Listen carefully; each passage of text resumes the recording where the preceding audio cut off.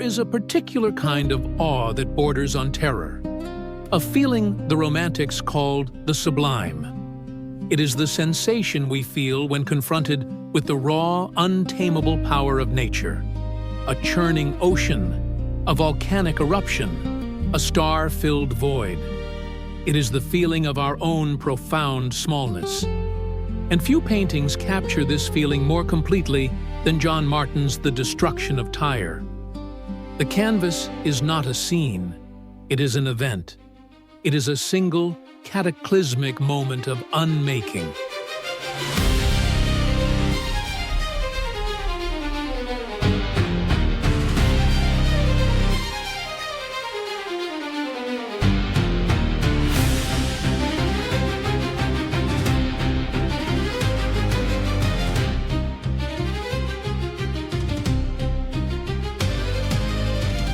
Rendered on an almost unimaginable scale.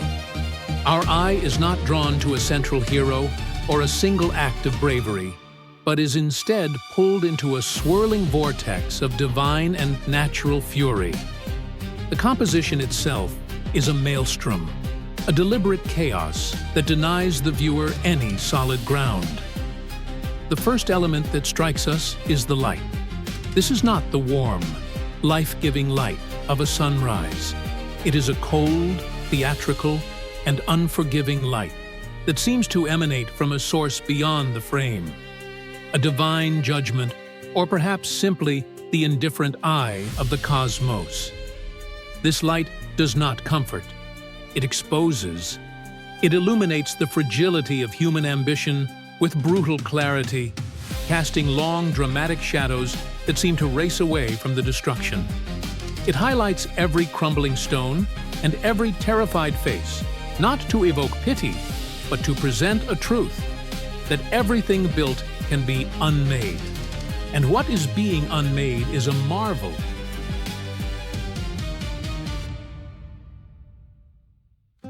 In the background, we see the city of Tyre itself, a testament to human engineering and power.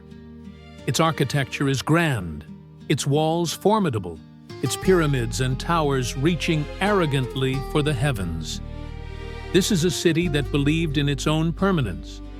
It represents the pinnacle of civilization, a place that must have seemed as eternal as the bedrock it was built upon.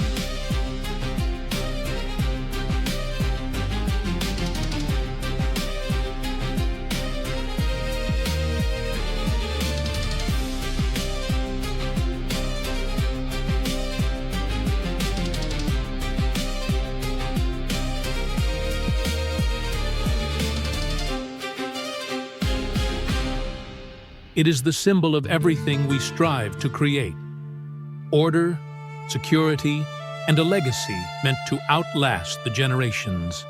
But this permanence is an illusion, and Martin forces us to watch its violent dissolution. The foreground is a tumult of collapsing masonry. Great stone bridges, the arteries of the city, snap like twigs. Palaces are reduced to cascades of rubble, sliding into the sea. The very earth is giving way. The elements are not merely attacking the city, they are consuming it, digesting it, returning its ordered stones back to the chaotic sea and shapeless dust from which they came.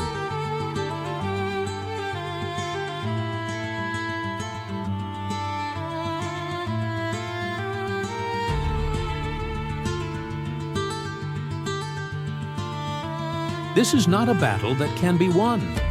It is a recalibration, a fundamental law of the universe reasserting itself.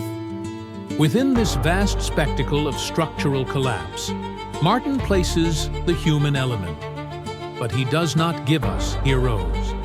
The figures in the foreground are rendered tiny, insignificant. They are ants scurrying across a collapsing nest. We see them clinging to disintegrating pillars, fleeing across bridges that are moments from vanishing beneath their feet, reaching for loved ones who are already being swallowed by the waves. Their gestures are ones of pure, futile desperation. They are not protagonists in this story. they are casualties of a process far greater than themselves. Their tragedy is their belief that the structures they built could save them. They are clinging to the very idea of solidity as it vanishes from the world.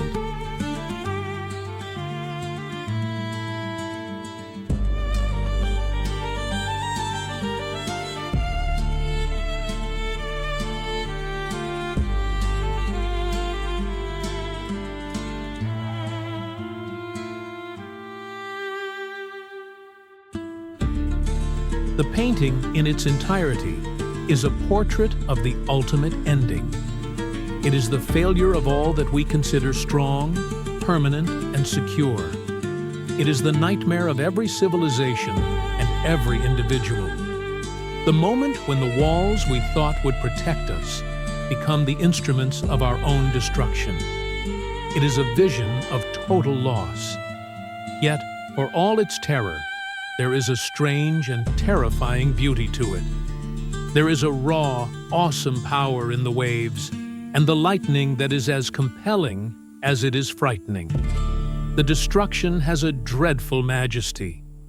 It speaks to a truth we often ignore in our daily lives. In our quest to build careers, fortify relationships, and secure our futures, we spend our lives building our own personal tires, believing that if we build them strong enough and high enough, we can keep the chaos at bay. We fight to keep our relationships from changing, our routines from being disrupted, our identities from being challenged. We mistake the solid for the sacred. We fall in love with the form and forget the force that gives it life. We try to build a mountain, believing it will last forever, and we fear the erosion that turns it into soil. And it is here, standing before the awesome, terrible beauty of John Martin's vision, that the words of the philosopher Alan Watts arrive not as a comfort, but as the final clarifying key to the entire spectacle. A simple statement that explains the crumbling city, the frantic figures, the relentless sea, and our own quiet dread of change. He looked at the world and saw a fundamental, liberating, and terrifying truth. The more a thing tends to be permanent, the more it tends to be lifeless. The true terror of the sublime, then, is not the ruin on the canvas, but the quiet invitation to let our own tires, stone by sacred stone, dissolve back into the sea. If you found this experience insightful, please consider subscribing to the channel. If you enjoyed the music and want to hear the uninterrupted score, you will find links in the description.